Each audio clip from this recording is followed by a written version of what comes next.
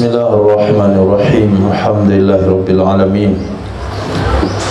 Wa sallallahu ala sayyidina maulana Muhammadin wa ala alihi wa sahbihi ajma'in, amma ba'd.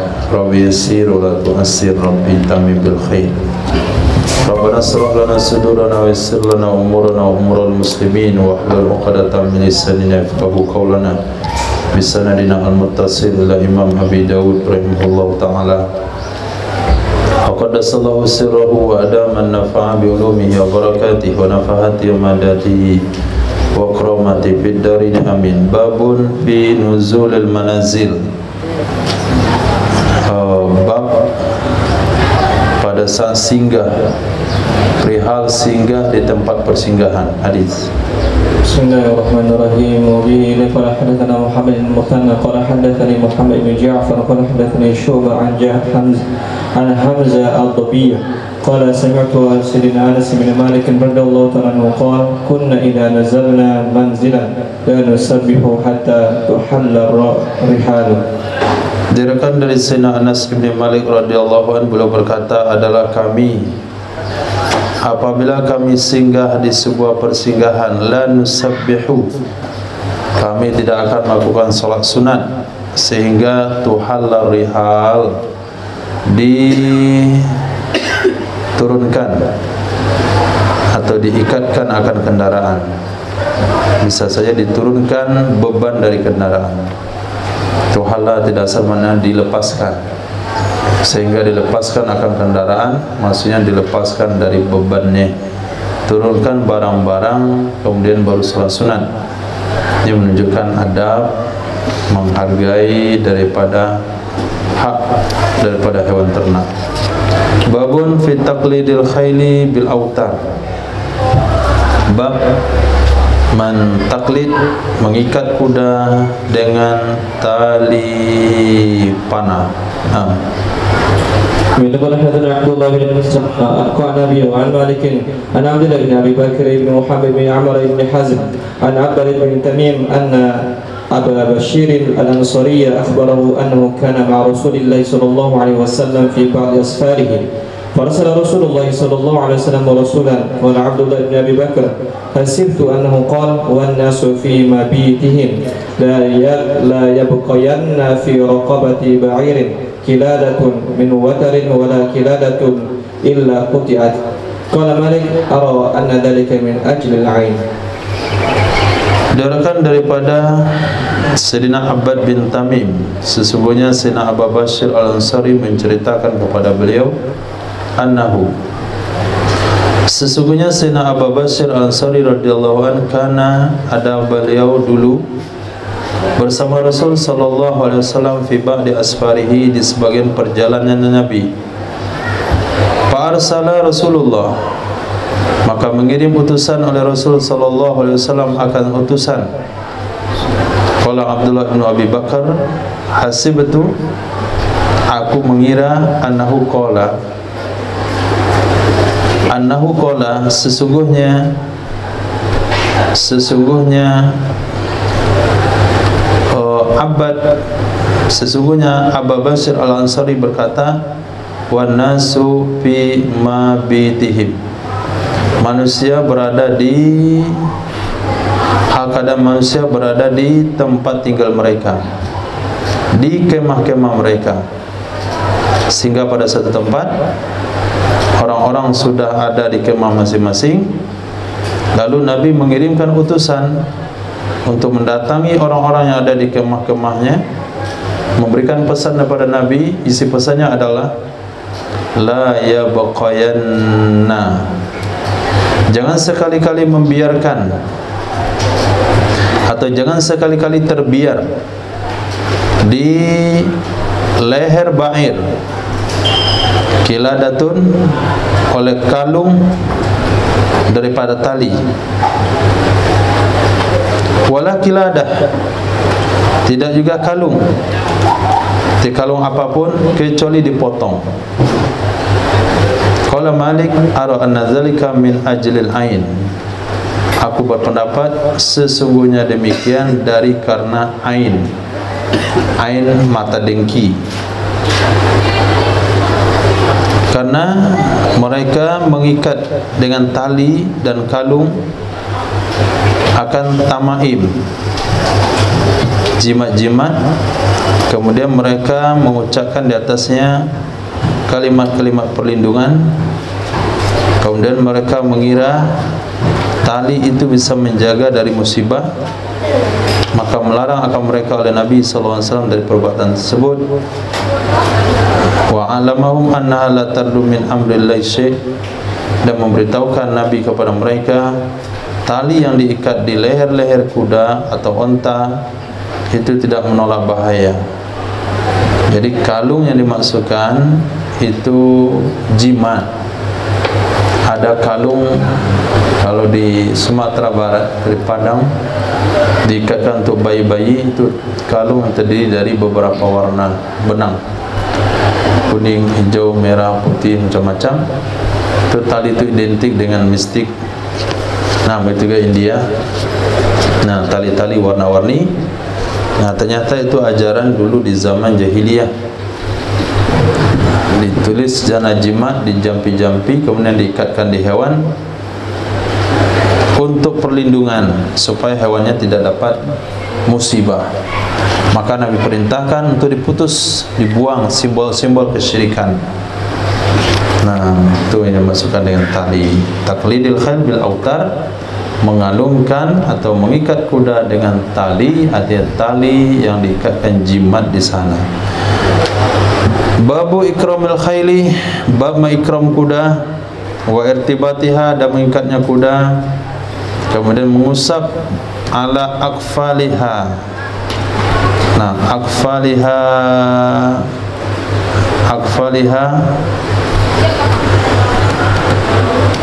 jamak kafal, yaitu bainal warikain, antara dua warik, pundak. Hadza syak min rawi qala Ibnu Malik yurid bi hadzal masa tanzifuha min al-ghubar, membersihkannya dari debu. Nah, mengusap antara dua wariknya. Antara dua warik di mana itu? Di punggung. Nah, Allah, ya, di punggung kuda. Hadis. ويقول حدثنا هارون بن عبد الله قال حدثنا هشام بن سعيد الطلقاني قال اخبرنا محمد بن المهاجر قال حدثني عقيل بن شبيب عن ابي وهب الجشامي وكان له الصحبه قال رسول الله صلى الله عليه وسلم ارتبطوا الخيل وامسحوا بنواصيها وعجازها أو قال أكفالها وقلدوها ولا تقلدوها الأوتار. Diriwayatkan daripada Abi Wahab, Sayyidina Abi Wahab Al-Jusami, wa kana lahu suhbah, beliau punya maqam, kedudukan hubungan sahabat, artinya pernah berjumpa dan beriman dengan Nabi sallallahu alaihi wasallam. Qala Rasulullah sallallahu alaihi wasallam, ikatlah kuda kalian. Irtabitu, artinya pasti orang mengikat kuda, tapi ketika memerintahkan mengikat kuda, padahal sesuatu itu sudah dilakukan, maksudnya sungguh-sungguh. Nah, memperhatikan dalam mengikat kuda, jangan asal-asalan. Kemudian usaplah di ubun-ubunnya, di kepalanya. Kemudian ajaziha, bagian belakangnya. Nah, sapi itu biasa di atas ekor. Usap-usap, naik bendera ekornya ke atas. Nah, itu dia senang berarti, menunjukkan kegembiraan. Kucing juga usap-usap bagian ekornya, berdiri ekornya, langsung kencing deh. Nah, itu menunjukkan dia senang diusap bagian belakang. Aqala itu mana ajaz, bagian pinggang dekat pada ekor kuda. Kemudian akfaliha, yaitu antara dua tulang rusuk, antara dua tulang apa nih? Kalau kita bahu, pundak, kafal. Kalau sapi bagian kalasonya, kerbau bagian pundaknya, kuda ya bagian pundaknya juga. Kalau onta punduknya. Wa qaliduha, kalungkan olehmu akannya onta. Boleh kasih kalung, kalung-kalung hiasan, tapi jangan kalian kalungkan dengan tali-tali jimat. Nggak boleh dikalungkan dengan tali-tali jimat, tapi boleh dikalungkan dengan kalung perhiasan. Nah, seperti kuda bendi itu dikasih kalung. Babun fi ta'liqil ajras, bab tentang menggantungkan lonceng. Nah, menggantungkan lonceng baik di sapi atau di kerbau atau di kendaraan dan sebagainya. Hadis. Yahya an Ubaidillah an Nafi' an Salim an Abil Jarrah Mawla Ummi Habibah an Sayyidah Ummi Habibah radhiyallahu ta'ala anha 'an Nabi sallallahu alaihi wasallam qala la tushabu al-malaikatu rifqatan fiha jaras. Diriwayatkan dari Sayyidatina Ummi Habibah radhiyallahu an dari Nabi sallallahu alaihi wasallam, beliau bersabda, tidak akan menyertai oleh malaikat sebuah rombongan perjalanan yang di dalamnya ada lonceng. Kadangkala ada orang sengaja menggantungkannya di motor atau menjadikan mainan gantungan kunci yang bersifat dengan lonceng, sesuatu yang ada isinya di dalam. Kalau kita goyang dia berbunyi. Nah, termasuk sesuatu yang diikat di kaki bayi. Nah, itu gelang kaki yang di dalamnya ada lonceng kecil. Jadi membuat bayi itu asik kalau kita menggoyangkan kakinya. Itu termasuk hal-hal yang tidak boleh digantungkan baik pada hewan ternak, apalagi pada anak. Nah, apalagi pada orang pakai genta dia.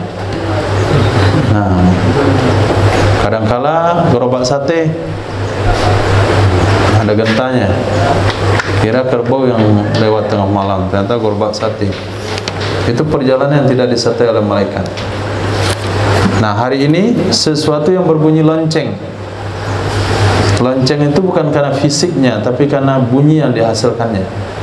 Maka nada-nada yang berbunyi lonceng itu juga perlu dihindari, pakai alarm atau bel rumah atau klakson kendaraan yang berbunyi lonceng. Hadis. Bila qala hadatsana Ahmad bin Yunus qala hadatsana Zuhair qala hadatsana Sulaim bin Abi Shalih bihi an Sayyidina Abi Hurairah radhiyallahu ta'ala anhu qala qala Rasulullah sallallahu alaihi wasallam la tashabul malaikatu rifqatan fiha kalbun aw jarasun. Nah, di sini ada penambahan anjing atau lonceng. Jadi tidak disertai oleh malaikat rombongan yang sana ada anjing. Anjing di sini tentu ada pengecualian. Kalau perjalanannya adalah perjalanan seorang pengembala ke tempat pengembalaan, dan anjing itu adalah untuk mengurus kambing-kambingnya, itu nggak ada masalah. Ada mustasnayat untuk anjing. Hadis. قال حدثنا محمد بن رافع قال حدثنا ابو بكر بن ويس قال حدثنا سليمان بن بلال عن العلاء بن عبد الرحمن عن ابيه عن سيدنا ابي هريره رضي الله تعالى عنه ان النبي صلى الله عليه وسلم قال في الجرس مزمار الشيطان. Nah, Nabi sallallahu alaihi wasallam bersabda, pada lonceng itu adalah seruling syaitan. Jadi pada lonceng itu ada seruling syaitan. Atau riwayat yang lain dia sama dengan seruling syaitan. Babun fi rukubil jallalah, bab mengendarai hewan pemakan najis. Jadi kuda yang dikendarai, onta yang dikendarai diberi makan dengan bangkai atau rumput yang disemprot dengan alkohol misalnya, atau dikasih makan cacing misalnya, atau bangkai ayam campur dengan makanannya, atau daging, pokoknya najis, disebut dengan jallalah. Hadis. قال حدثنا مسدد قال حدثنا عبد الوارث عن أيوب عن نافع عن سيدنا ابن عمر رضي الله تعالى عنهما قال نهي عن ركوب الجلالة. Dimakruhkan, diriwayatkan dari Sayyidina Abdullah bin Umar qala, dilarang daripada mengendarai jallalah. Ini hadis mauquf kepada Sayyidina Abdullah bin Umar. Nah, kalau kita istinbat atau kita perbandingkan yang kendaraan pada hari ini, maka makruh menaiki kendaraan yang bahan bakarnya kena najis, bahan bakarnya bercampur dengan najis. Nah, misalnya ada solarnya atau bensinnya, mati di dalamnya bangkai, tapi kita pakai juga, itu hukum makruh dikendarai. Atau kendaraan yang bahan bakarnya tai sapi atau tai kerbau. Nah, misalnya ada penemuan bahasanya salah satu bahan bakar itu bisa disuling daripada kotoran, itu makruh digunakan untuk kendaraan. Nah, hadis. من قال حدثنا أحمد بن أبي شريج الرازي قال أخبرنا عبد الله بن الجهمي قال حدثنا عمرو يعني بن أبي قيس عن أيوب السختياني عن نافع عن مسلم بن عمر رضي الله تعالى عنهما قال نهى رسول الله صلى الله عليه وسلم عن الجلالة في الإبل أن يركب عليها. Diriwayatkan dari Sayyidina Abdullah bin Umar radhiyallahu anhuma qala telah melarang oleh Rasul sallallahu alaihi wasallam dari jalalah. Nah, hewan pemakan bangkai pada onta. Maksudnya apa? Ayur kaba alaiha, bahwa dikendarai di atasnya onta. Jadi mengendarainya saja, yang hewan jalalah tidak boleh, apalagi memakannya. Secara nas hadis dikatakan juga dilarang memakan hewan jalalah. Hewan jalalah adalah hewan pemakan bangkai. Maka atas dasar hadis tersebut makruh hukumnya memakan ikan lele. Nah, itu juga ikan yang baru saja diambil dari kolam WC.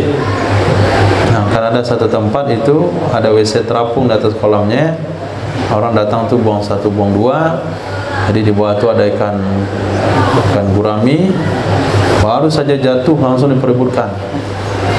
Nah, lepas itu kita tangkap ikannya, kemudian dibawa ke rumah, dibersihkan, dibelah perutnya.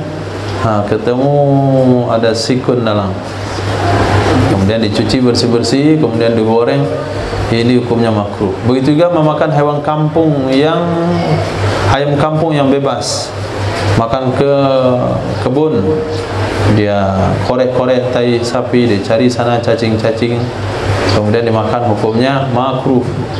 Jadi kalau mau menangkap ayam kampung itu di karantina dulu selama 40 hari.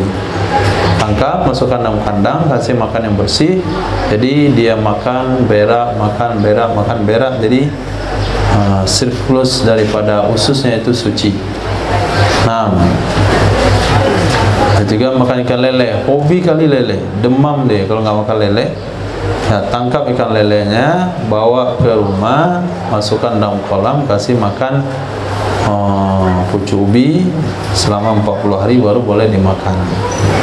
Babun fi rajuli yusammi dabbatahu. Bab tentang seorang yang memberi nama hewan tunggangannya. Hadis. وبنقول حدثنا حناد بن السري قال عن ابي الاحواص عن ابي اسحاق عن عمرو بن ميمون عن سيدنا معاذ رضي الله تعالى عنه قال كنت ردف رسول الله صلى الله عليه وسلم على حمار يقال له أفير. Kata Sayyidina Muaz bin Jabal, aku pernah bonceng dengan baginda Rasul sallallahu alaihi wasallam di atas keledai yuqalu lahu, yang dikatakan dengan Ufair. Itu nama keledainya Sayyidina Rasul, Ufair.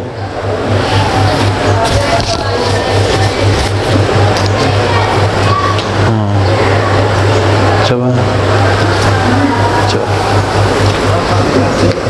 Mbak.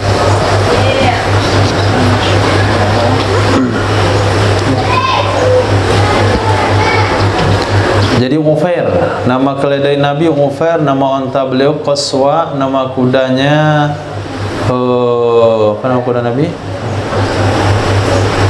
Banyak nama kuda sih bang, banyak nama kuda pada baginda Rasul sallallahu alaihi wasallam. Jadi kita disunahkan untuk memberi nama kendaraan yang kita punya.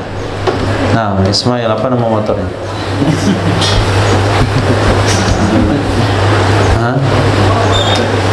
Bukan Honda, nama khusus.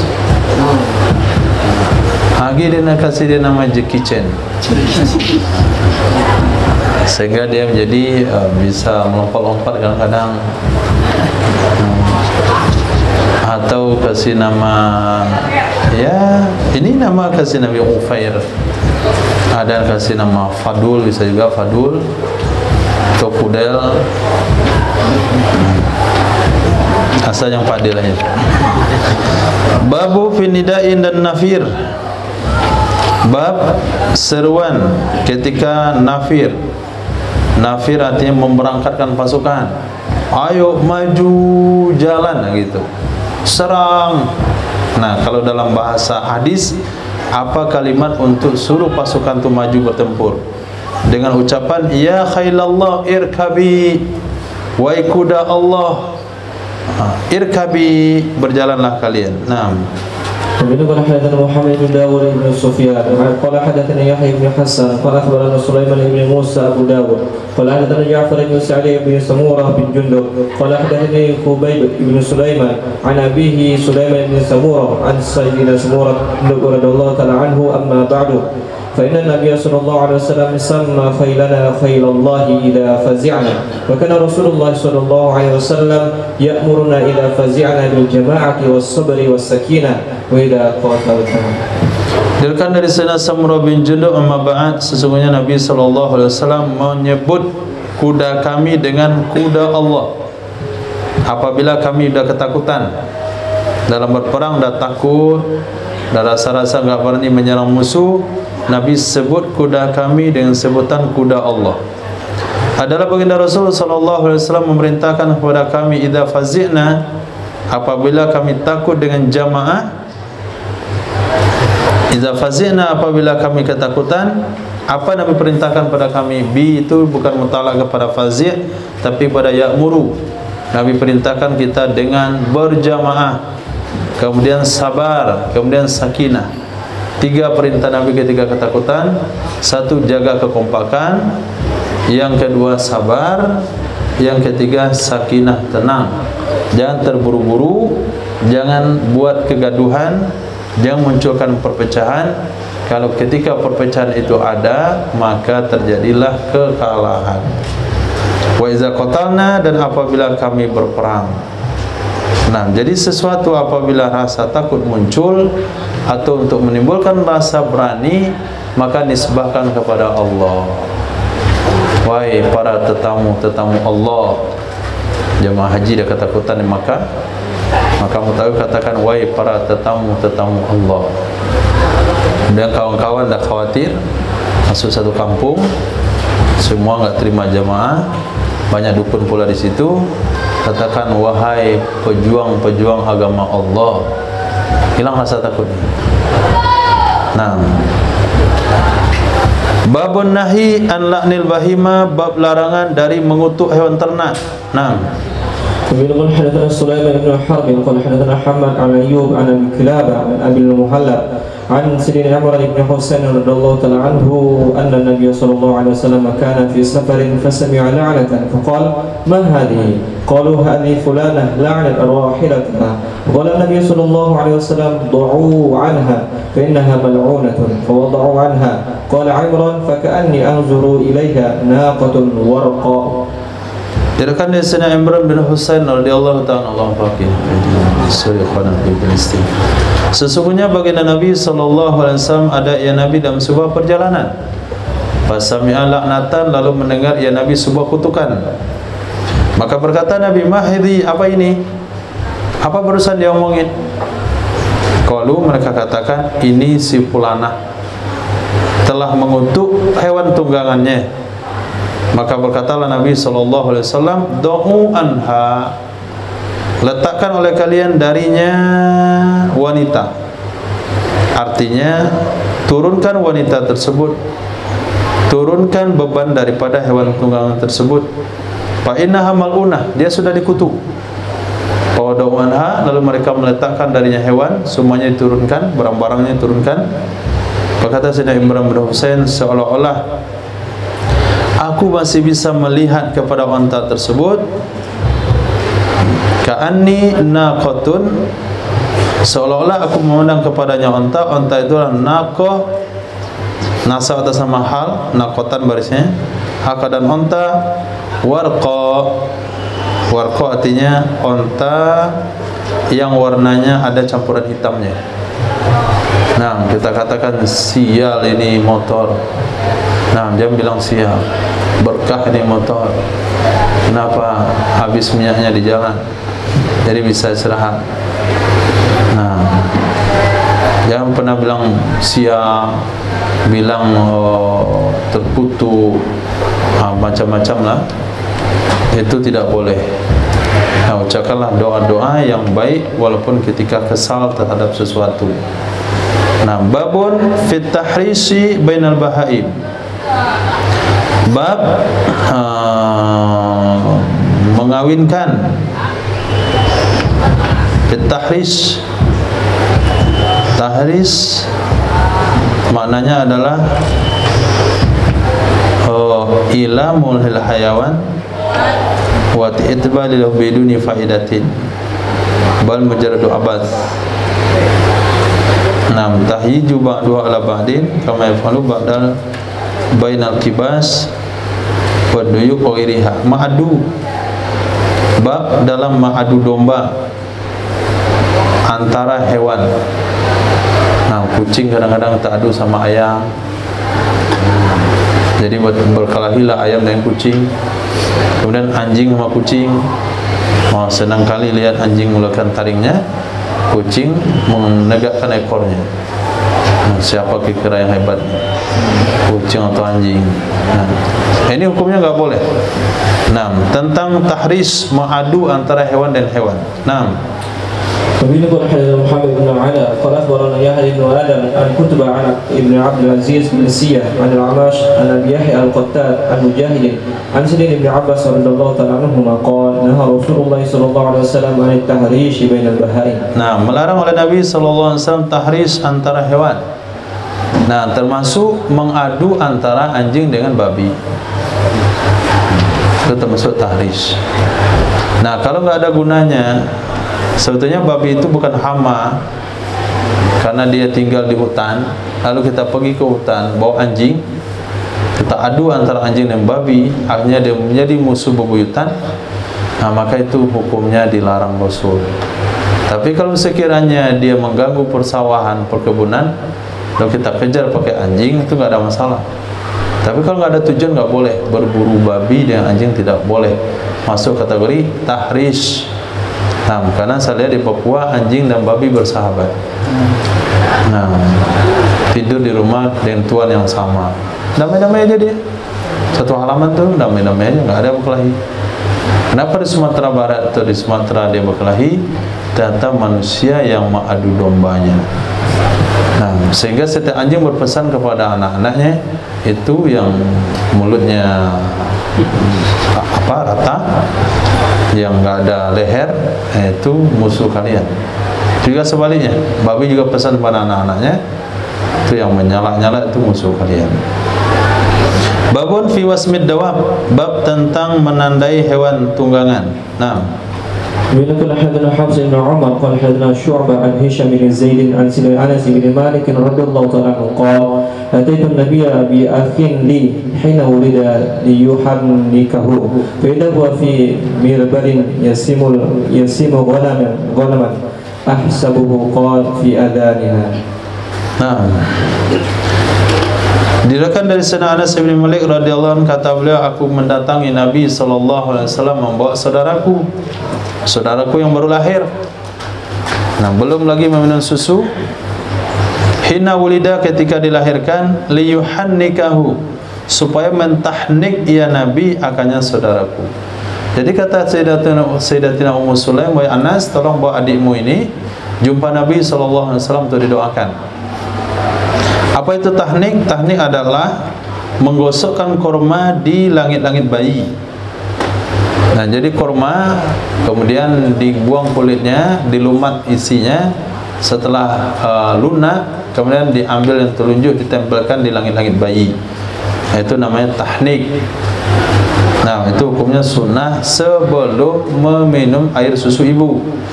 Itulah imunisasi. Nggak perlu bayi diimunisasi, cukup dengan imunisasi seperti itu.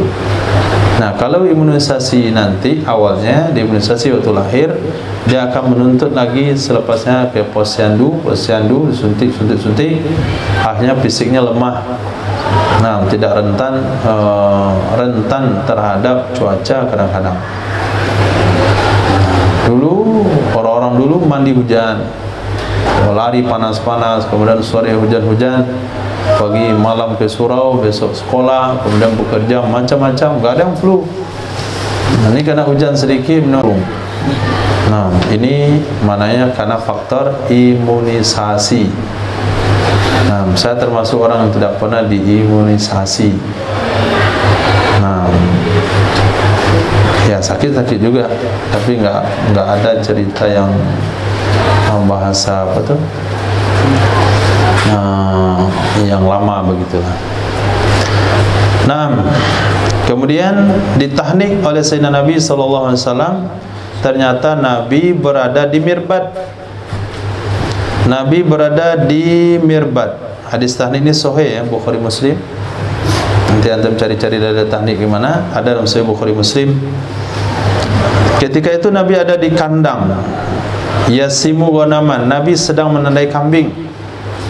Ahsabuhu qala fi adaniha. Aku mengira Sayyidina Anas itu berkata di telinganya. Jadi pada saat sekarang kan musim ya, pemilik kambing menandai kambing-kambingnya. Ini kambing pesanan korban daripada Darul Hijrah, tandai itu. Nah, bisa ditandai dengan dicet di badannya, tulis DH. Bisa juga dengan cara dikasih nomor di telinganya, dijepit pakai staples yang khas lah. Nah, dilobangi ke telinganya. Itu hukumnya boleh. Jadi nggak boleh itu dipotong. Kalau dipotong nggak boleh lagi dikorbanin. Babun nahi anil wasmi fil wajhi, bab larangan ngasih tanda di muka dan larangan memukul hewan di mukanya. Hadis. وبه قال حدثنا محمد بن كثير قال أخبرنا سفيان عن أبي الزبير عن سيدنا جابر رضي الله تعالى عنه أن النبي صلى الله عليه وسلم مر عليه بحمار قد وسم في وجهه فقال أما بلغكم أني قد لعنت من وسم البهيمة في وجهها أو ضربها في وجهها فنهى عن ذلك. Diriwayatkan dari Sayyidina Jabir bin Abdullah radhiyallahu anhu, sesungguhnya Nabi sallallahu alaihi wasallam melewati, murra alaihi, dilewati di atasnya Nabi. Berarti Nabi sedang duduk, di depan Nabi lewat seseorang yang membawa keledai yang ditandai di mukanya, digores di mukanya. Maka Nabi bersabda, amma balaghakum, apakah belum sampai berita sama kalian? Nah, kan sudah saya bilang dari tadi, sudah saya sampaikan sebelumnya, anni, sesungguhnya aku melarang, aku mengutuk orang menandai hewan di mukanya atau memukulnya di mukanya. Maka Nabi melarang dari demikian. Nah, ini ucapan ketika sesuatu sudah Nabi sampaikan tapi tetap dilanggar oleh sahabat. Mungkin sahabat itu tidak tahu pastinya. Maka Nabi katakan, amma balagakum, apakah enggak sampai berita kepada kalian, aku mengutuk orang yang menandai hewan di mukanya. Maka tidak boleh memukul di muka, menandai di muka. Itu hewan, apalagi manusia. Nah, tidak boleh menampar. Nah, kalaupun dididik itu nggak pakai tampar. Kalau ditampar jangan di muka, tapi di bahu, biasa sebesar bahunya. Nah, atau di pantat. Nah, atau di rotan, tapi jangan ditampar.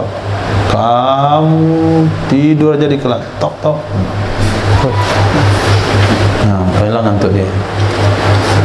Tapi yang kan anaknya berhasil kali, tapi gurunya sudah dikutuk oleh Nabi Sallallahu Alaihi Wasallam karena menampar di muka.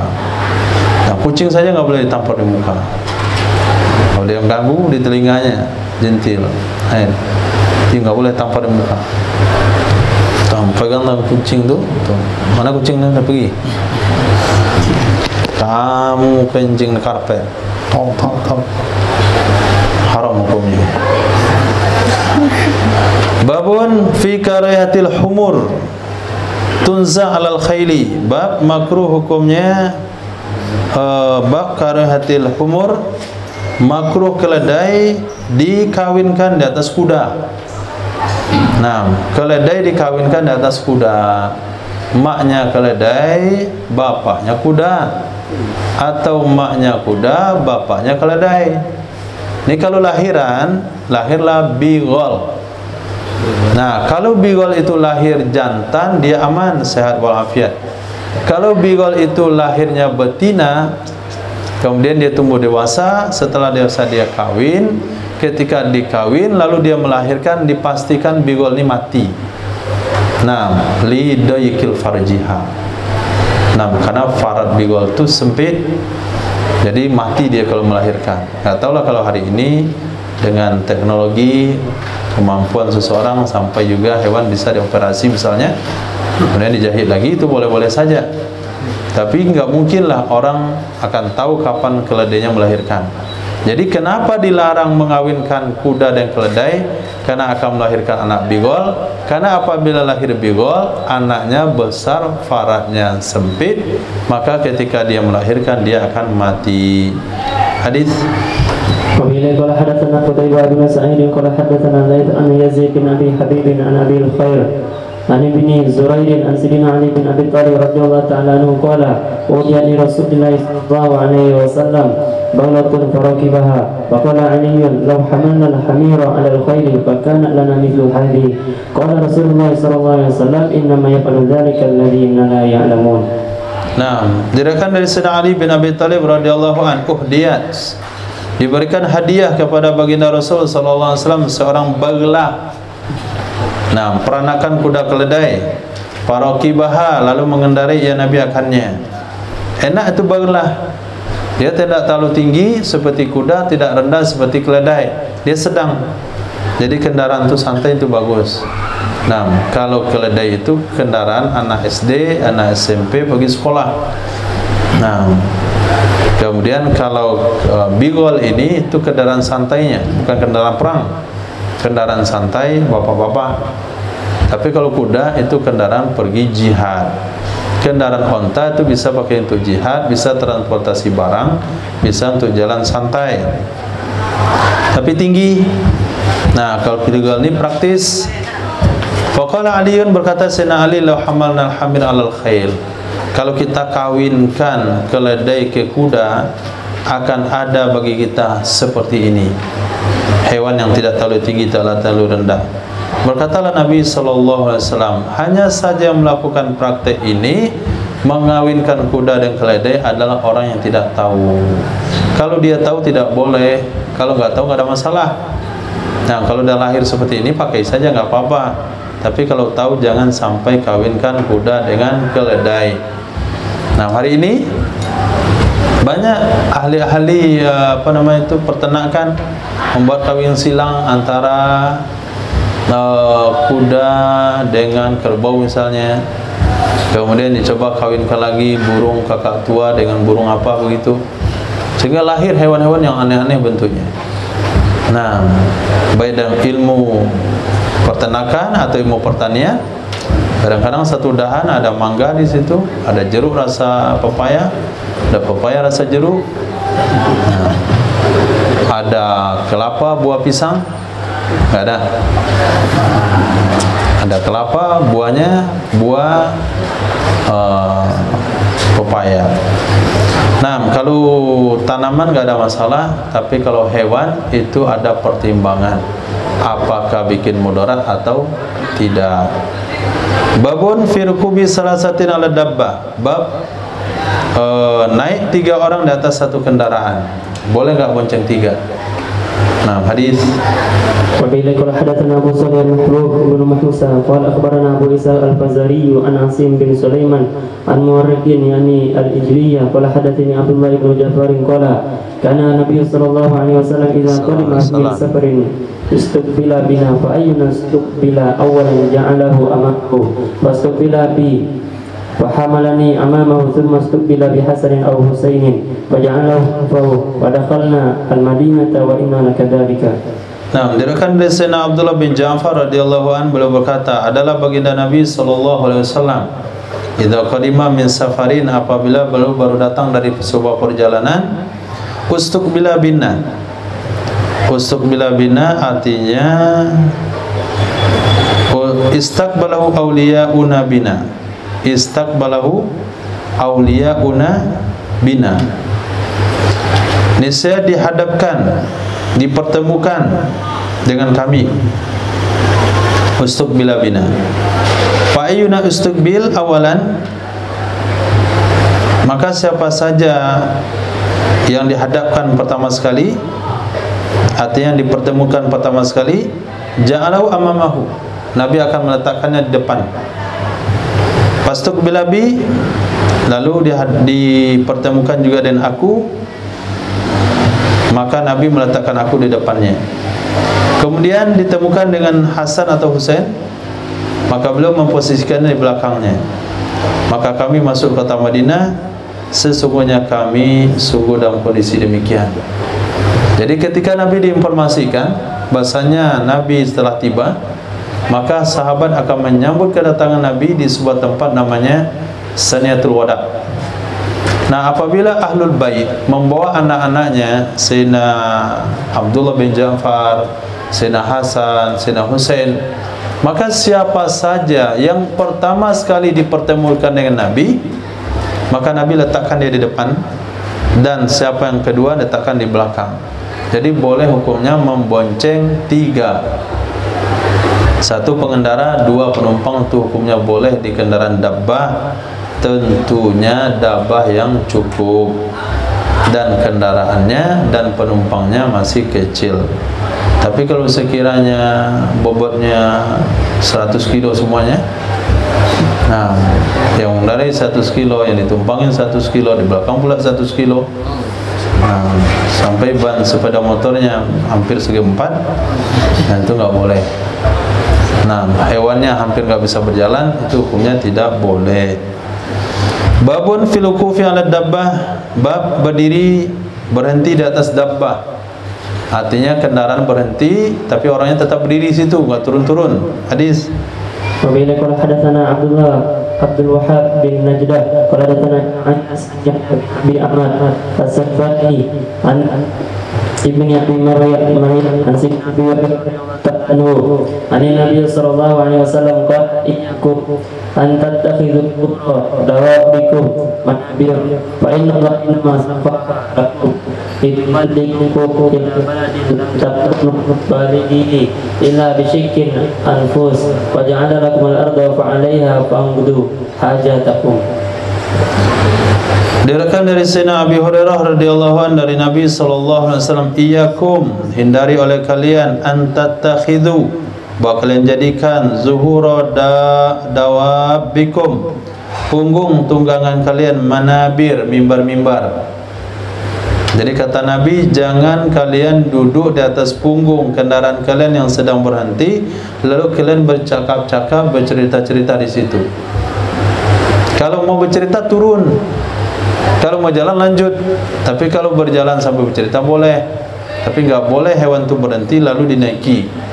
Artinya jangan duduk di atas kendaraan yang diparkir. Nah, kalau kendaraan tentu aman karena tidak bernyawa, ini berkaitan dengan nyawanya. Fa innallaha, maka sesungguhnya Allah Subhanahu wa taala, innama sakhkhara laha, hanya saja menundukkan ia Allah akannya tunggangan bagi kalian, lituballighakum ila baladin, supaya menyampaikan ia kendaraan akan kalian ke satu negeri, lam takunu balighihi, yang tidak adalah kalian itu akan sampai ke negeri tersebut kecuali bisyikil anfus, dengan menyulitkan badan, menyulitkan diri. Wa ja'alakumul arda, dan Allah menjadikan bagikan akan bumi, fa 'alaiha, maka di atas bumi itulah tunaikan hajat kalian. Jangan di atas hewan tunggangan duduk nyantai, hewannya kecapean berdiri, kemudian pengendaranya ngobrol santai, minum kopi, minum teh di atas kendaraannya. Itu hukumnya tidak boleh. Nah, wa ma arsalnaka illa rahmatan lil alamin. Ini bagian daripada itu. Nah, kalau untuk kumpulkan hadis, arba'in hadis fi wa ma arsalnaka illa rahmatan lil alamin, maka masuk hadis yang ini, larangan mengendarai kendaraan. Masuk hadis yang kemarin, Nabi menerima pengaduan onta yang disakiti oleh majikannya. Kemudian hadis yang barusan, tidak boleh menampar atau memukul onta atau hewan dari kepalanya. Kemudian mengawinkan kuda dengan keledai. Kemudian membunuh dengan menggunakan api. Kemudian pokoknya cukuplah 40 itu kalau untuk kumpulkan. Babun fil janaib. Janaib hadis. Wabillahi qala hadatsana Muhammad ibn Rafi' qala hadatsana Ibnu Abi Fudayk qala hadatsana Abdullah ibn Abi Yahya an Sa'id bin Abi Hind qala sayyidina Abu Hurairah radhiyallahu ta'ala anhu qala Rasulullah sallallahu alaihi wasallam takunu iblu lisyayatin wa buyutun lisyayatin fa amma iblu syayatin faqad ra'aituha yakhruju ahadukum bijunai batin ma'hu qad asmanaha fala ya'lu ba'iran minha wa yamurru bi akhihi qad taqaha bihi fala yahmiluhu wa amma buyutu syayatin falam araha kana sayyidu yaqulu la uraha illa hadhil akhbas allati yasul nasu bid diyabah bid di nah. Jadi bab tentang janaib. Janaib itu adalah kendaraan yang dibawa bersamaan dengan kendaraan. Itu bab janaib. Nah, kalau antum lihat itu seseorang bawa mobil, di belakangnya ada motor lagi di atasnya. Dia bawa mobil, kemudian di bak belakang mobilnya ada motor. Dia bukan sedang mengirimkan motor, dia bukan transportasi, tapi motor yang akan dipakai nanti untuk manjat gunung. Nah, dia pergi dulu dengan kawan-kawannya pakai mobil sampai satu tempat, diturunkan mobilnya, dia pakai motor untuk pergi manjat tebing. Nah, jadi ada modelnya, sebuah kebanggaan bagi bangsa Arab, dia bawa onta. Nah, di kiri kanannya, di kirinya ada onta lagi, di kanannya ada onta lagi, kosong gitu aja. Ontanya bagus-bagus bertiga. Dia jalan dengan ontanya di depan, ada onta pengiring kiri kanan kosong. Itu namanya janaib. Nah, nggak tahu saya terjemahnya. Begitu penafsirannya. Berkata Sayyidina Abu Hurairah radhiyallahu anhu, kalau Rasulullah sallallahu alaihi wasallam adalah ibil itu milik syaitan. Ada juga rumah milik syaitan. Fa amma ibilus syayatin, adapun onta syaitan, faqad ra'aituha, maka sungguh aku telah pernah menyaksikannya. Apa itu? Yakhruju ahadukum, keluar oleh salah seorang kalian, bijunaibat, dengan onta-onta pendamping, ma'ahu bersamanya. Qad asmanaha, sungguh dia gemukkan akannya onta.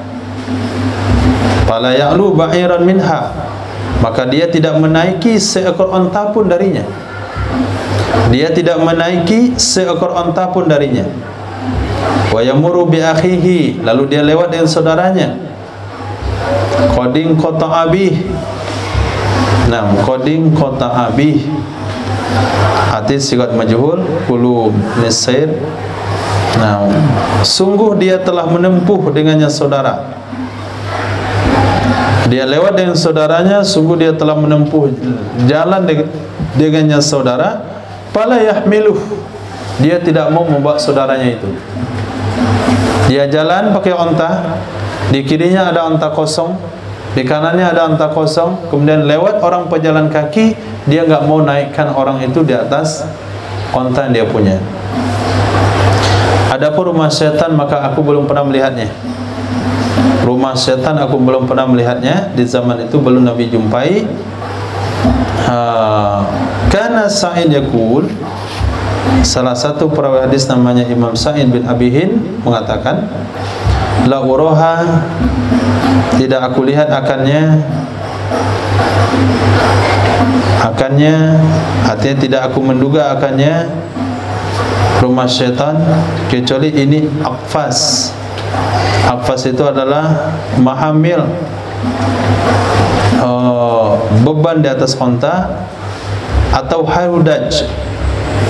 Haudaj itu sekedup, sejenis apa namanya itu, saung-saung kecil di atas punuk onta.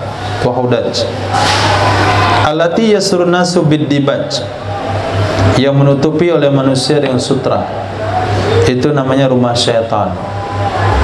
Di atas punggung ontanya dibuat sekedup kayak saung, kemudian dikasih dengan sutra gordennya. Ya seperti dululah raja-raja, maka permaisurinya dia akan duduk di dalam kereta kuda, ditutupi dan sekedup, sementara di belakangnya kosong.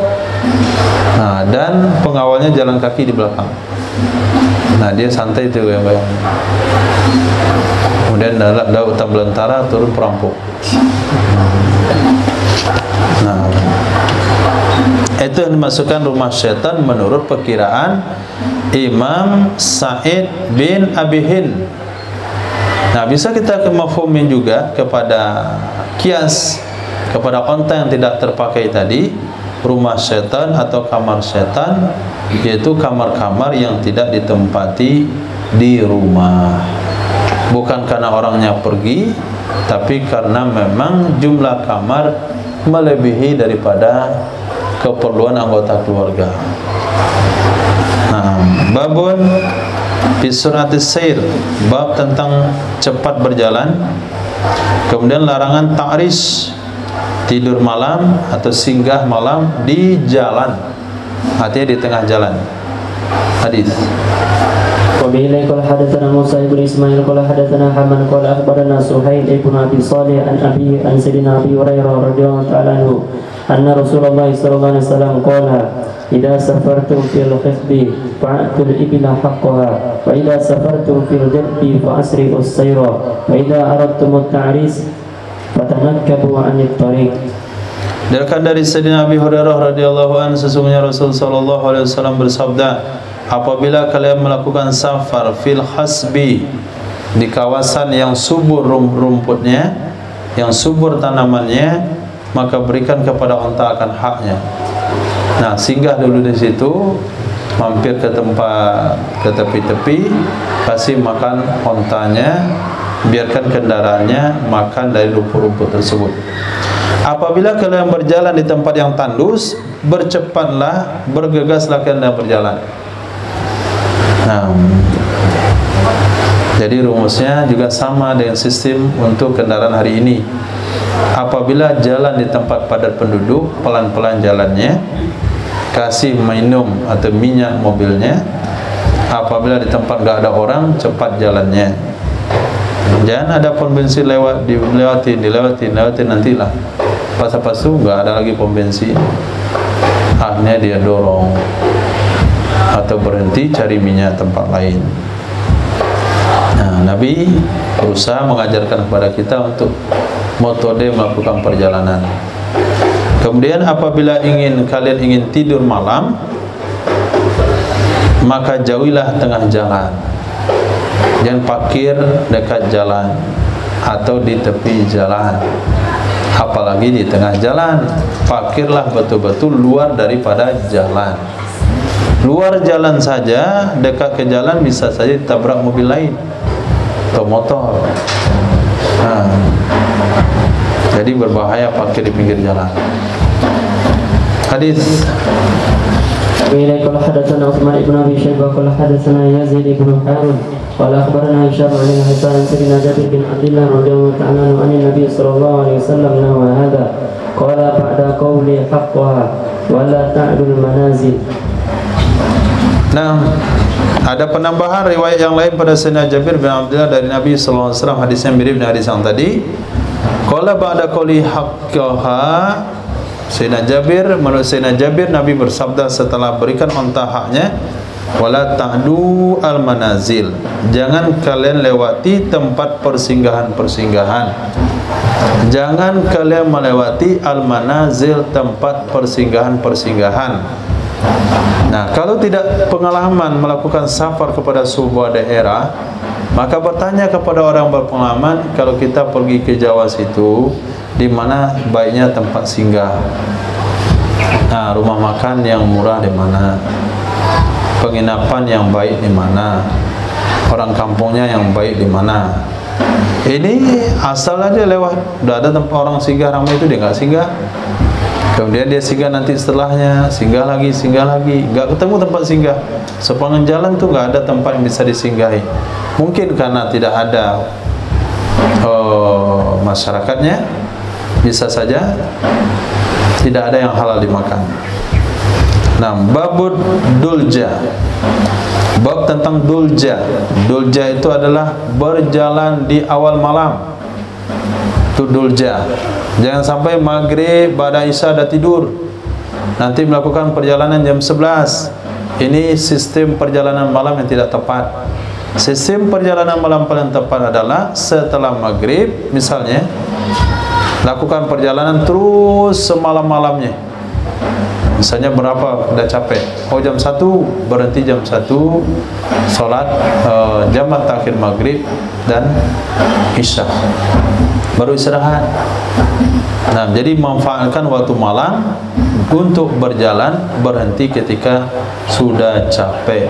Jangan beristirahat di awal malam kemudian berjalan di akhir malam. Berjalan di awal malam itu namanya dulja. Hadis وبه قال حدثنا عمرو بن علي قال حدثنا خالد بن يزيد قال حدثنا أبو جعفر الرازي عن الربيع بن أنس عن سيدنا أنس رضي الله تعالى عنه قال قال رسول الله صلى الله عليه وسلم عليكم بالدلجة فإن الأرض تطول بالليل.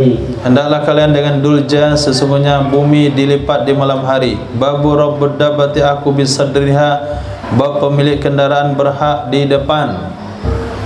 Bab pemilik kendaraan berhak duduk di depan. Hadis. Wabillahi qala hadatsana Ahmad ibn Muhammad bin Thabit al-Marwazi qala hadatsani Ali ibn Husain hadatsani Abi qala hadatsani Abdullah ibn Burdah qala sami'tu Buraidah yaqulu bainama Rasulullah sallallahu alaihi wasallam yamshi ja'a rajulun wa ma'ahu himarun faqala ya Rasulullah irkab fata'akhkhara ar-rajul faqala Rasulullah sallallahu alaihi wasallam la anta ahqqu bisadri dabbatika minni illa an taj'alahu li qala fa inni qad ja'altuhu laka farakiba.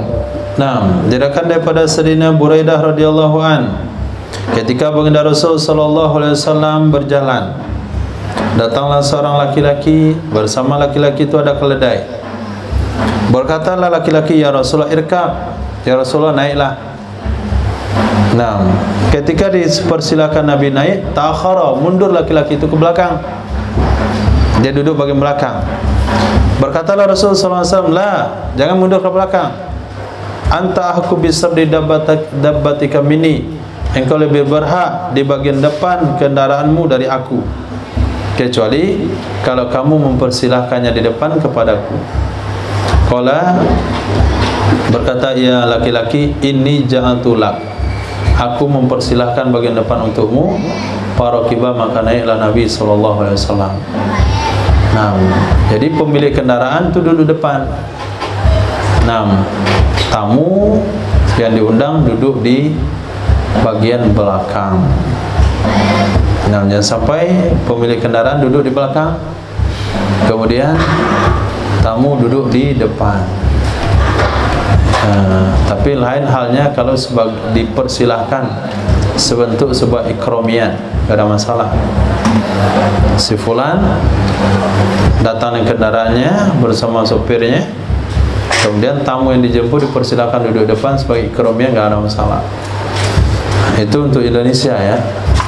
Untuk Malaysia itu penghormatan justru kalau disuruh duduk di belakang, di tengah. Nah, jadi sebuah penghormatan, dianggap sebuah penghormatan kalau tamu itu disuruh duduk di tengah. Kalau suruh di depan itu bukan penghormatan katanya, itu suruh jadi kena. Nah, babun fidabati tu'arqabu fil harbi. Tu'arqab itu artinya dipotong urat yang ada di belakang tumitnya antara persendian telapak kaki dengan betis dari zawatil arba. Itu namanya tu'arqab. Bab tentang hewan tunggangan yang dipotong. Itu yang tali di belakang, urat di belakang tumit itu. Itu kalau dipotong, itu tumitnya nggak bisa lagi bergerak. Nah, di belakang sini. Nanti kalau dipotong, itu tumit itu nggak bisa gerak lagi, nggak bisa jalan tuh, nggak bisa aktif lagi dia. Dia akan jatuh gini aja, karena uratnya nggak ada. Gerak lagi nggak bisa tuh. Nah, boleh nggak kita potong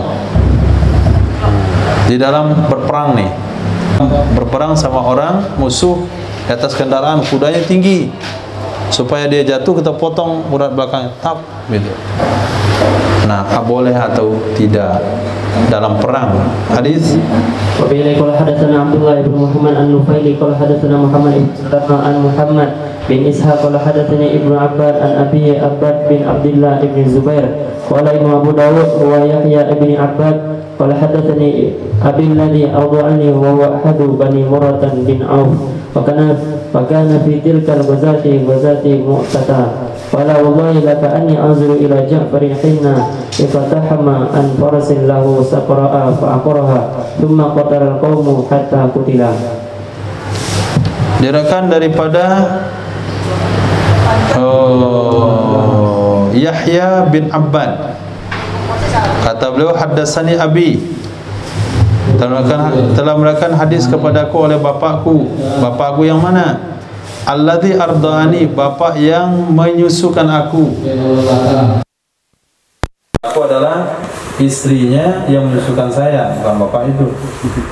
Ini bapak susu, bukan bapak menyusuin anak susu, tapi istrinya yang menyusukan anak susu. Wa huwa ahadu bani Murrah, bapak saya itu salah satu daripada Bani Murrah bin Auf. Wa kana Gaza adalah pada demikian perang Mu'tah. Qala, berkata ya bapak, wallahi demi Allah, laka anni anzuru, sungguh seolah-olah aku bisa melihat kepada Ja'far hina iktahama,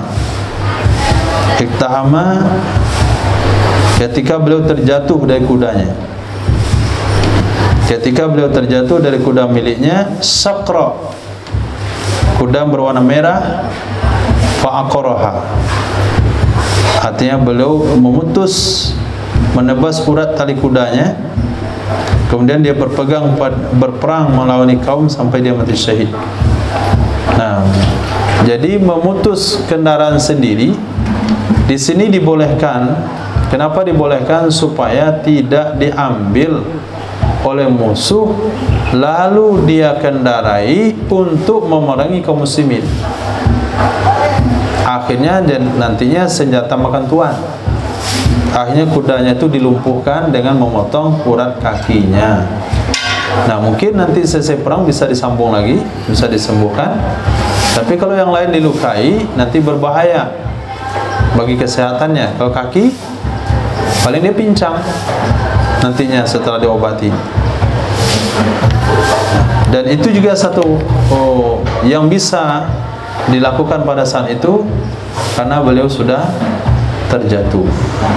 Nah, kalau sekiranya kepada kendaraan sendiri hukumnya dibolehkan, maka untuk kendaraan musuh diperbolehkan, seperti yang dilakukan oleh dua orang anak-anak dalam menumpukan Abu Jahal.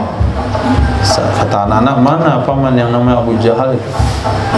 Kamu bunuh dia. Sering saya dengar dia ngejek Nabi. Kata sahabat itu tuh, nah kata beliau, aduhai perang mana nih? Ke kanan anak ingusan, di kiri anak ingusan. Kalau saya perang kan bagusnya di kanan orang-orang kuat, di kiri orang kuat. Ini kiri kanan anak ingusan. Tapi semangat puangnya kuat. Tunjukkan saya Abu Jahal.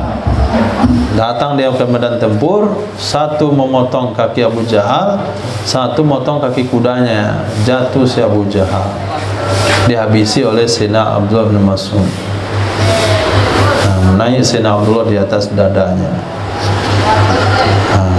Yang dulu ngancam-ngancam beliau, nyiksa-nyiksa beliau, sekarang diinjak di dadanya. Tapi yang nama orang Arab sportif, aku kalah ya kalah.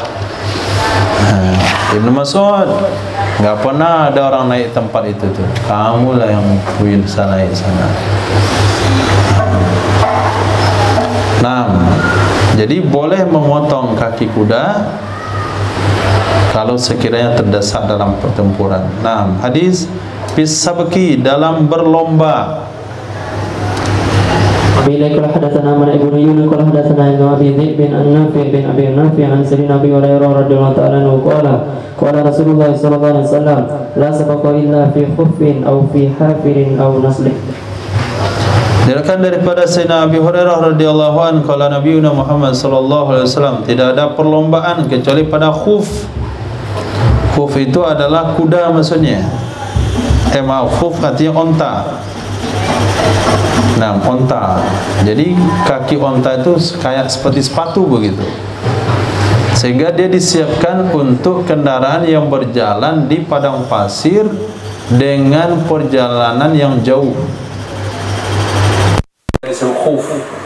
Kemudian pada hafir. Hafir itu kaki kuda. Kemudian nasl, panah. Jadi tidak ada perlombaan kecuali lomba berkuda, lomba memanah, dan lomba pacu onta. Nah, tidak ada lomba yang lain. Pacu sapi itu gak dianjurkan.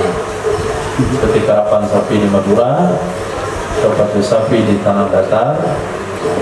Nah, kemudian pacu apa lagi? Pacu kambing. Nah, pacu itik di Payakumbuh, itu tidak ada nilai. Itu sebetulnya tidak dibenarkan. Kenapa? Karena tidak ada nilai jihad di sana. Pintar kali itiknya terbang tuh jauh-jauhnya, atau pacu burung merpati. Nah, itu tidak diperbolehkan. Tapi tidak sampai tak haram kan? Kalau sekira hadiahnya itu dari panitia, tapi akan jadi haram termasuk pacu kuda. Kalau hadiah dari individu, hukumnya haram, termasuk memanah. Nah, jadi sistem haram nggak haram itu kepada sistem hadiah, sunnah nggak sunnah itu kepada apa yang diperlombakan. Hadis. وبه قال حدثنا عبد الله بن مسلم القعنبي عن مالك عن نافع عن عبد الله عن سيدنا عبد الله بن عمر رضي الله تعالى عنهما أن رسول الله صلى الله عليه وسلم سبق بين الخيل التي قد دمرت من الحفياء وكان أمدوها ثانية الوداع فسبق بين الخيل التي لم تدمر من الثانية إلى مسجد بني زريق وإن عبد الله كان ممن سبق بها. Diriwayatkan daripada Sayyidina Abdullah bin Umar radhiyallahu anhu, sesungguhnya baginda Rasul sallallahu alaihi wasallam sabaqa, berlomba ya Nabi, memperlombakan ya Nabi antara kuda. Kuda yang mana? Kuda yang sudah didumirat. Dumirat itu artinya kuda yang sudah dikuruskan.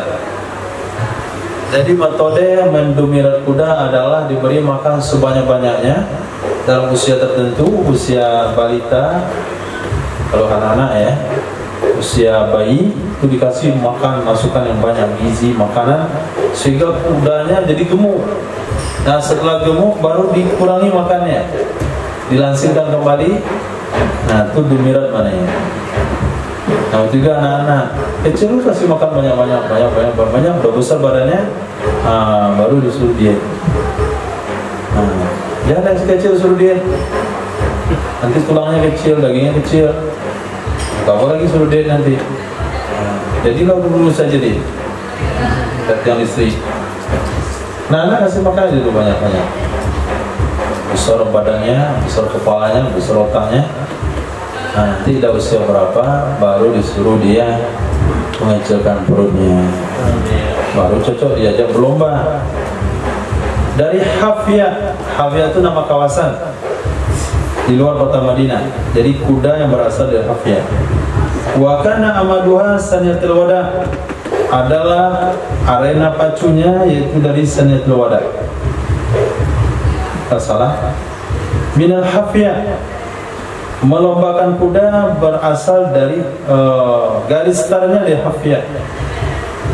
Garis startnya dari Hafiyah, bukan kudanya berasal dari garis startnya dari Hafiyah.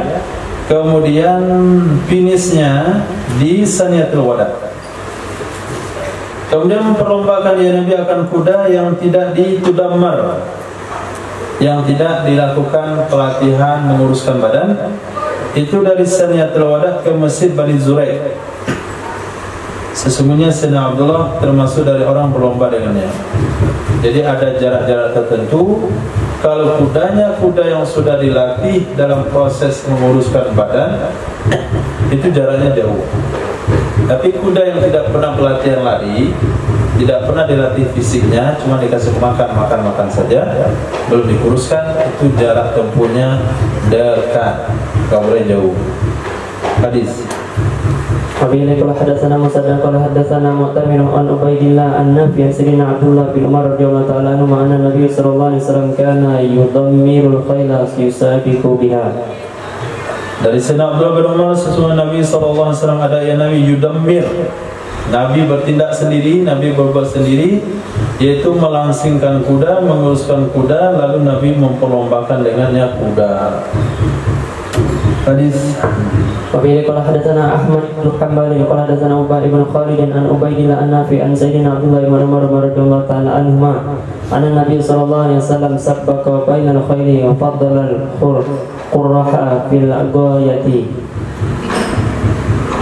Diriwayatkan dari Sayyidina Abdullah bin Umar, sesungguhnya Nabi sallallahu alaihi wasallam memperlombakan antara kuda. Wa faddala, Nabi melebihkan jarak lomba kepada kuda qurrah fil ghaya, di segi jauhnya, di segi ujung garis finishnya. Qurrah adalah kuda yang masuk usia 5 tahun. Kuda yang masuk usia 5 tahun. Nah, kalau kita lihat di sini berarti dari usia 1 tahun sampai 3 tahun itu kuda dikasih makan secukupnya. Usia 4 tahun kemudian dilakukan pengurusan, dikuruskan badannya. Kemudian usia 5 tahun masuk 5 baru diperlombakan. Babun fis sabaki ala rijil, bab berlomba di atas kaki, maksudnya berlari, lomba lari. Nah, hadis. Wabillahi Abu Salih al-Antaqi Mahbub ibn Musa qala akhbarana Abu Ishaq yani al-Bazariyah an Hisham bin Urwa an abihi an Abi Salamah sayyidatina Aisyah radhiyallahu ta'ala anha annaha kana ma'an Nabiy sallallahu alaihi wasallam fi safarin fasabaqtu ala rijlayya falamma hamaltu al-lahma sabaqtuhu fasabaqani faqala hadhi bitilka sabaqah. Nah, dekat dari Sayyidah Aisyah radhiyallahu anha, sesungguhnya Sayyidah Aisyah radhiyallahu ta'ala adalah beliau bersama Nabi sallallahu alaihi wasallam fi safarin, dalam sebuah perjalanan. Berkata ya Sayyidah Aisyah, fasabaqtuhu, maka aku berlomba lari dengannya Nabi. Fasabaqtuhu, aku berlari akannya Nabi. Fasabaqtuhu, aku mendahulinya Nabi. Sabaqtu, sin yang panjang, aku lomba. Sabaqtu, aku mendahulinya Nabi ala rijlayya, di atas kakiku. Karena waktu itu Sayyidah Aisyah masih ringan badannya, kalah Nabi. Falahamatul laham, ketika aku sudah bawa daging, bahasanya maksudnya aku sudah gemuk. Sabaqtuhu, aku lomba lagi dengan Nabi. Fasabaqani, Nabi mengalahkan aku. Berkatalah Nabi, hadihi, ini kemenangan saya, bitilka sabaqah, itu untuk membayar kekalahan yang kemarin. Nah, dulu kan kamu menang, nah ini balasannya. Itu kata Nabi kepada Sayyidah Aisyah. Babul fil muhallil, bab tentang muhallil. Nah, muhallil di sini bukan bab nikah. Muhallil ada 2. Ada muhallil dalam menghalalkan nikah istri yang sudah ditalak 3 oleh suaminya. Ada juga muhallil yang jadi penghalal sebuah perlombaan. Nah, misalnya nih, Umar dan Abu Bakar memanah tambah April Fadil. Jadi mereka bertiga ini jagoan panah, kemudian melakukan perlombaan, masing-masing melakukan hadiah. Umar 200.000, Abu 200, April 200. Jadi hadiah perlombanya 600.000. Nah, kalau 3 orang ini berlomba hukumnya haram, jadi judi. Maka diajak ihsan masuk di dalam, tidak bayar. Nah, itu namanya muhallil. Nah, kalau ihsan menang, dia akan ambil hadiah 600.000. Kalau dia kalah, dia nggak bayar. Itu muhallil. Syaratnya adalah kualitasnya dan kualitas panahnya, keahlian memanahnya harus sama. Nggak boleh asal-asalan. Ini 3 orang jagoan panah, diajak misalnya nggak pandai memanah, itu muhallil. Itu namanya apa ya? Nah, mengakali hukum namanya. Hukumnya haram. Hadis. وبه قال حدثنا مسدد قال حدثنا حسين بن نمير قال حدثنا سفيان بن حسين قال حدثنا علي بن مسلم قال حدثنا عباد بن العوام قال أخبرنا سفيان بن حسين المعنى عن الزهري عن سيدنا سعيد بن مسيب عن سيدنا أبي هريرة رضي الله تعالى عنه عن النبي صلى الله عليه وسلم قال من أدخل فرسا بين فرسين يعني وهو لا يؤمن أن يسبقا فليس بقمار ومن أدخل فرسا بين فرسين وقد أمن أن يسبق فهو قمار. Nah, diriwayatkan daripada Sayyidina Imam Sa'id bin Musayyib dari Sayyidina Abi Hurairah radhiyallahu anhu, kan mertua dari baginda Nabi sallallahu alaihi wasallam, qala man adkhala farasan, siapa yang memasukkan seekor kuda di antara dua kuda. Maksudnya si A dan si B berlomba kuda, pacu kuda, kedua-duanya sama-sama mengeluarkan hadiah. Lalu dimasukkan kuda yang lain, kuda yang ketiga. Wa huwa, dan dianya kuda la yu'manu ayasbik, tidak aman bahwa dia duluan. Tidak aman bahwa dia duluan. Kalau tidak aman? Kalau tidak aman? Kalau tidak aman? Apa? Mungkin dia duluan. Tidak aman dia duluan, artinya bisa saja dia pemenangnya. Walaysa bikimar, itu tidak masuk judi. Waman ada khala farasan, kalau dimasukkan orang yang masukkan kuda yang ketiga antara dua kuda. Wa qad umina ayasbik, sungguh aman bahwa dia duluan. Namun kuda ini gak bakalan duluan ya, pasti kalah. Aman dia duluan, maka itu masuk judi. Dan saya katakan tadi, kalau Ihsan pandai memanah sama orang ketiga ini gak jadi judi. Tapi kalau dia gak pandai mana, baru saja beli panah. Nah, baru pandai mana, panah ke depan, anaknya ke belakang misalnya. Nah, itu judi. Nah, sementara yang tiga ini nggak pandai memanah, nggak boleh. Nah, maka berdasarkan definisi judi, judi itu adalah sesuatu yang ada kemungkinan kalah dan rugi. Itu namanya judi. Tapi kalau masuk orang ketiga ini, ada kemungkinan menang, untung, ada kemungkinan apalagi bodoh, itu nggak ada masalah. Itu yang kuda yang nggak bayar tadi, dia kalau menang dia untung, kalau dia kalah dia bodoh, mau nggak bayar. Nah, itu namanya nggak judi. Maka sistem asuransi, nah kita katakan judi, kenapa? Karena konsepnya sama. Kalau dia baru saja bayar sekali iuran asuransi, pas dapat musibah langsung dapat uang banyak, untunglah dia ada asuransi, kalah si pihak asuransi. Kalau dia sudah nabung, memang bayar, setelah asuransi ternyata nggak ada musibah sampai mati, nah berarti menang pihak asuransi. Jadi mempertahankan kalah dan judi, apakah itu asuransi, apakah itu BPJS berbayar, apakah itu apalagi yang lain, dan sifatnya mempertaruhkan menang dan rugi, termasuk lomba MTQ yang pakai bayar apa namanya itu? Omset? Omset.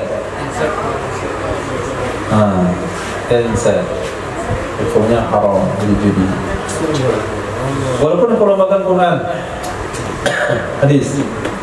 Wabillahi qala hadatsana Mahmud ibn Khalid qala hadatsana Al-Wali ibn Muslim an Sa'id bin Bashir an Az-Zuhri bi isnadi Abbad wa ma'nahu.